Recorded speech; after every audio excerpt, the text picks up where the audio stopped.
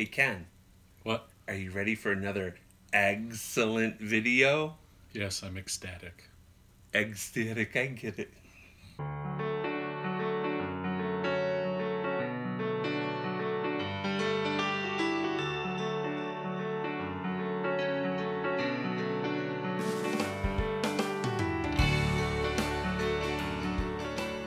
Ken, do you have any eggs? No, go fish.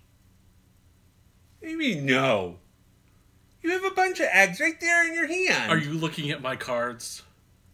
Maybe. Hi everybody. We're Crisp at 2. I'm George. And I'm Ken. You were funny too. What? That surprises you? And we brought you another egg-cellent video this Easter with more egg cards. Oh, we're gonna reveal our hand? I don't know. What are we doing? I don't know. All right, let's reveal. Want to reveal one at a time? Yeah, go ahead. Okay, so I have a bunny with a basket weave. And I have a basket with a bunny weave. No, they're lines. And then I have a normal weave without a bunny. And I have the normal lines. It's kind of hard to see. It's kind of psychedelic. Then I have a ducky with flowers. This is one of my favorite ones.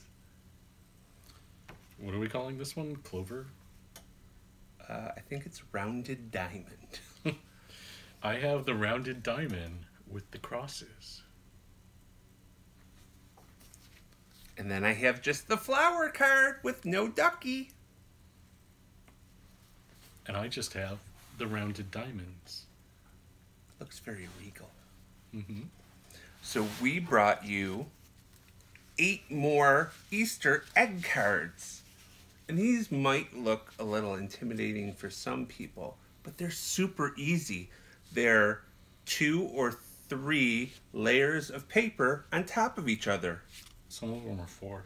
Are they if 4? You count the backs. Oh, yeah, I didn't count the backs. You just put the paper one on top of the other in the egg shape and glue them all together. That's all that there is to it. There's a little bit more with the characters in the center. Like for the ducky, you have to put the wing on and the eye on and the beak on. But Ken will show you how easy that is to do in the video.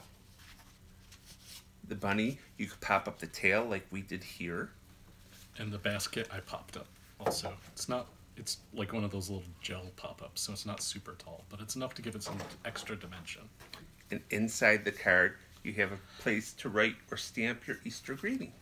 Yep, and that's a separate piece that you glue or tape in, so you can totally customize it before you set it down. I'm standing all my Easter cards up. And we did egg cards like this last year, and they are available in the description down below. We'll link to those. And for the public, we give away the base card and one with kind of just an outline on it. Yep, so you can make your own. So anybody can get those. You should jump back and watch that video in case you've missed it. Ken will put the link down below, won't you, Ken? Yes, I'll do that. And with that, there's some Patreon exclusives. So people who've chosen to support us on Patreon got a collection of cards. Yep. And this collection is for Patreons too. Yep.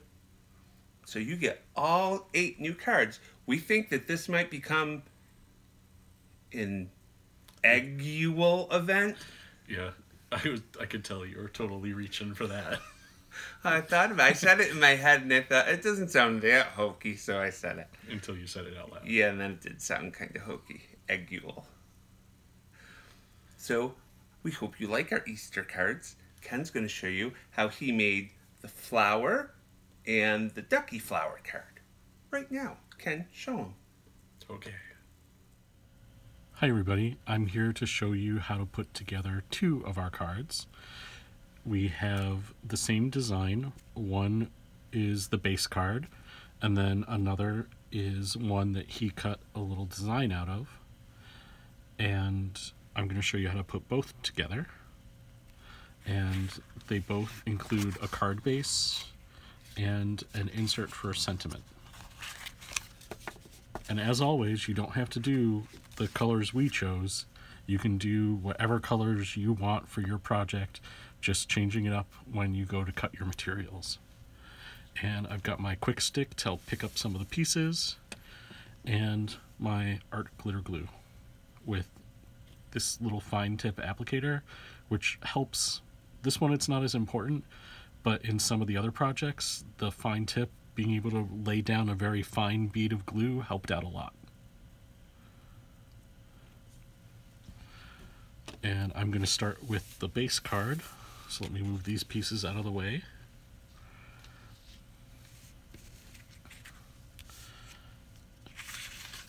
So there's the base with the sentiment, and then the pieces that make up the top. So that really detailed card, I don't know if you can see kind of the dimensionality of it, is made up of all these layers to give you that effect. And it comes out really cool. I like it a lot. And for all of these, I normally start with the top layer and work my way down, just because the top layer is usually the one that has the most cut out of it, so that's where alignment is important.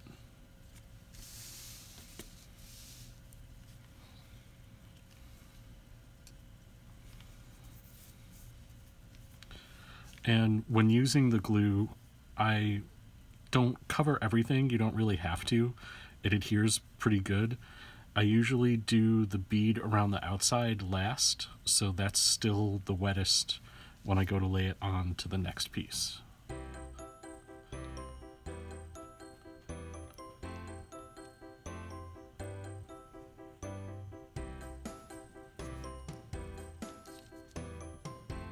And I find it helpful to use the flat edge as my starting point, and I kind of just set it down lightly.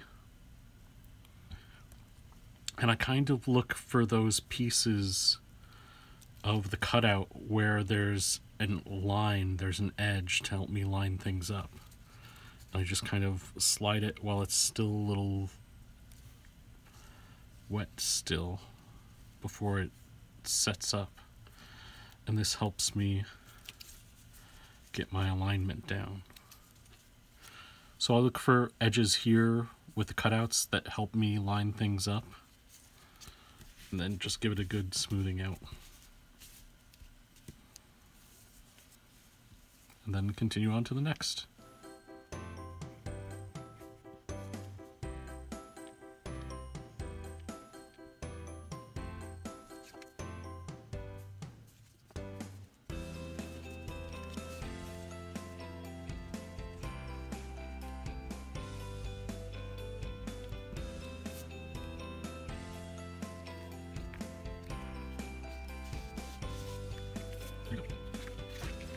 Then you'll want to put it on your card base. And the reason we used a full-sized back piece is because for the card base you have this little notch. So once you have it all set together, you're going to have a little bit of a notch here. This way you have the complete egg shape instead of that little flat edge for your card piece. And for this, instead of the adhesive, I just use the tape glider.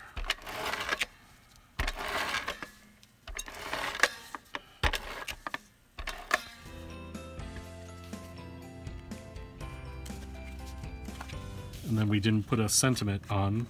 Maybe we'll write it in later. But this also I just pop on with the A2G.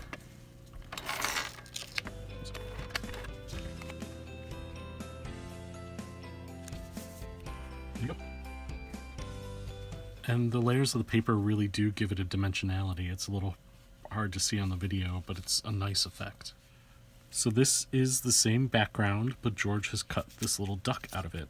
And the reason I have the pieces here and this piece is towards the end you'll see that I use this piece as just a guide to place down, and then use that to line up the other pieces appropriately.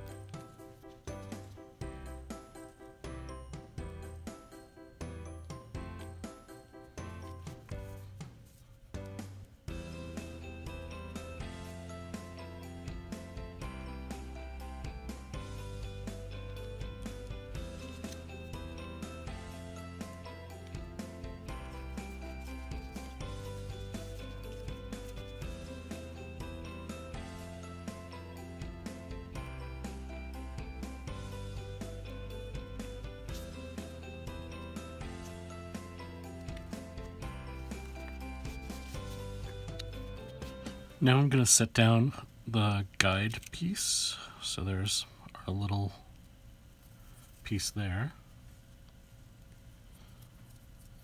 And what I found helpful in this case is to set down the glue in place here.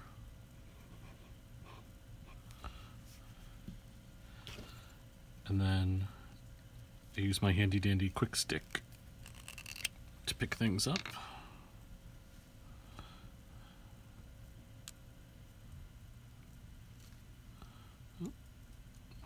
My finger stuck.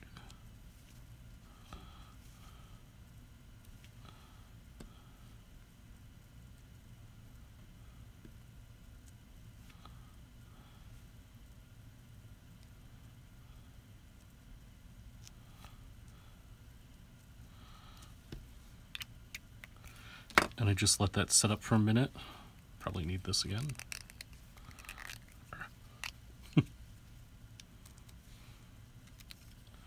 Then you can pop your guide off, and there's everything placed perfectly. And then once again, I just do the base with the tape glider.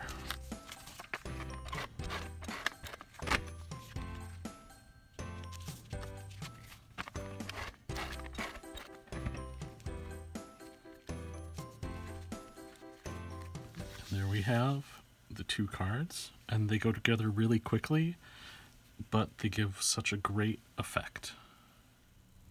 See, wasn't that easy? Easy for you. I did it. I had to cut everything out. You only had to put two together. On camera. I made him put all the rest together. I was going to say. Well, no, I did two. No, I did one. I did one, and I made Ken put all the rest together because I cut everything out. But some things we don't mention in the video, the stripe card. Why don't you tell them your thoughts with that one? The stripe card is made up of 3 different layers of stripes and a background. You could use any of the 3 layers in background that you wanted to. So if you only wanted to do the really thin line with maybe a printed background, you could do that. Or you could use the really thick line and the really thin line. Or you could use the medium line and the thin line. You can use any combination you want. So you really have, in this one card, 3 different cards. And you could kind of do that with the others. So, like the clover one, this one? Yeah. You don't necessarily have to use every single layer. No, you could do really whatever you want and use them in whatever colors you want, too. And a tip about this one, I used regular liquid adhesive gluing this down. Art glitter glue. Yep, art glitter glue and their little, what do you call it? The fine tip applicator. That really lets you put down a very fine line and a fine dot of glue. So for this, I wasn't really doing each line because that would be crazy. Especially for the fine line, I was just doing a couple dots on each one because really it's the outline that holds it all together, and just a dot, a couple of dots each line helped secure it down. Or you could use the Xyron and make it into a giant sticker. If you have a Xyron that big. Well, if you have the Creative Station. Yeah, if you have the Creative Station. So there you go. Our excellent card release for 2018. I'm excited about 2019, and we're not even there yet. I really liked making these designs. They all came out very cool. Thank you, Ken. And we'd love to see what you do, what colors you choose, what papers you choose. So if you make any of the egg cards, please share your photos with us. Our patrons who've chosen to support us on Patreon get access to our file library that includes a whole bunch of files going back, plus this new collection of Egg-cellent cards. Going back 4 years, Ken. Yeah. We always try to do a little bit extra with our projects for those who've chosen to support us. We really appreciate your support. Thanks. We do. So, until next Easter, when we have another excellent card release, we'll talk to you guys later. Bye. Bye. We want to give a shout out to just some of our patron supporters. Lori Browse, Linda Collins, Gina, Mary Sarkis, Tabitha Carroll, Marjorie Poshia, and Arlene Birchold. Thank you for your support. What? I'm off showing them how to do things. They're not seeing me scratch my nose. Totally going into bloopers. Yeah, I know.